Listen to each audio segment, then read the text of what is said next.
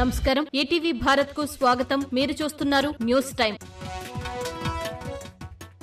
నాలుగోసారి సీఎంగా ప్రమాణ స్వీకారం చేసిన నారా చంద్రబాబు, మంత్రులుగా పవన్ కళ్యాణ్, నారా లోకేష్, అచ్చెన్నాయుడు ప్రమాణం. మంత్రివర్గంలో 24 మందికి చోటు. కుటుంబ సభ్యులతో కలిసి తిరుమల వెళ్లనున్న సీఎం చంద్రబాబు. రేపు సాయంత్రం 4:41 సీఎం బాధ్యతల స్వీకరణ. మెగా డీఎస్సీపై తొలి సంతకం చేయనున్న చంద్రబాబు. తొలిసారి ఎమ్మెల్యేలుగా గెలిచిన 10 మందికి మంత్రివర్గంలో చోటు. తొలిసారి మంత్రి పదవులు దక్కించుకున్న 17 మంది ఎమ్మెల్యేలు. చంద్రబాబు కేబినెట్లో 3 మహిళలకు అవకాశం. మంత్రులతో సీఎం చంద్రబాబు సమావేశం. మంత్రివర్గంలో చోటు కల్పించినందుకు కృతజ్ఞతలు తెలిపిన మంత్రులు. మంత్రులకు కాసేపట్లో ఖరారు కానున్న శాఖలు.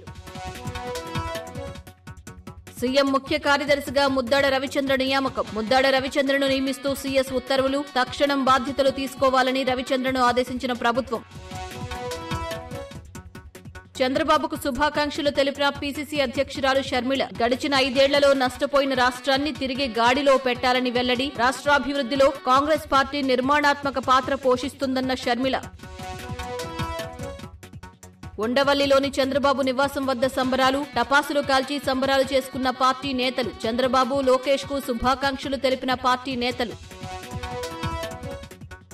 టెట్ ఫలితాలు విడుదల చేసిన ముఖ్యమంత్రి రేవంత్ రెడ్డి. టెట్ దరఖాస్తుదారులకు రాష్ట్ర ప్రభుత్వం ఉపశమనం. అర్హత సాధించని వారు వచ్చే టెట్ ఉచితంగా దరఖాస్తు చేసుకునే అవకాశం.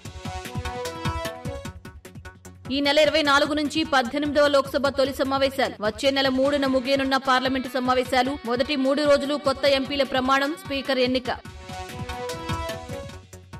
ఒడిశా ముఖ్యమంత్రిగా మోహన్ చరణ్ మాఝీ ప్రమాణ స్వీకారం. ఒడిశా సీఎం ప్రమాణ స్వీకారానికి హాజరైన ప్రధాని మోదీ. భువనేశ్వర్, ఒడిశాలో 24 ఏళ్ల తర్వాత మారిన ప్రభుత్వం. ఇవి ఇప్పటివరకున్న ప్రధానాంశాలు. మరిన్ని తాజా అప్డేట్స్ కోసం www.etvbharat.com వెబ్సైట్ను సందర్శించండి.